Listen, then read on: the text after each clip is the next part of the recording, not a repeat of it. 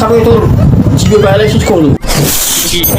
না না বাবা, আমাকে ক্ষমা করে দাও, আমরা আর এরকম কাজ করবো না। তুমি যে দেবাদিদেব মহাদেব বাবা, সেটা আমরা ভালোই বুঝতে পেরেছি। না বাবা, এটা তুমি ঠিক করলে না।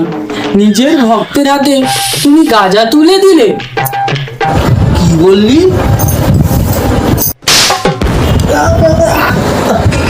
ঠিক বেশি এখন তোর কাছ থেকে আমার শিখতে হবে এখন না।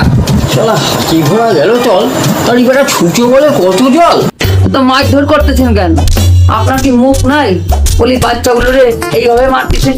এদিকে তোমার গোল বালিশ না বানিয়েছি, তোমার নাম আবার ফিরে গেছে।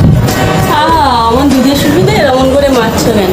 বুঝিয়ে বললেই তো হয়। শান্ত হও, শান্ত হও। কি এগুলো দুধের শিশু না দুধের শিশু? ভগবানের সাথে কিভাবে বার্তালাপ করতে হয় তাই এখন সেখানে বেটা না।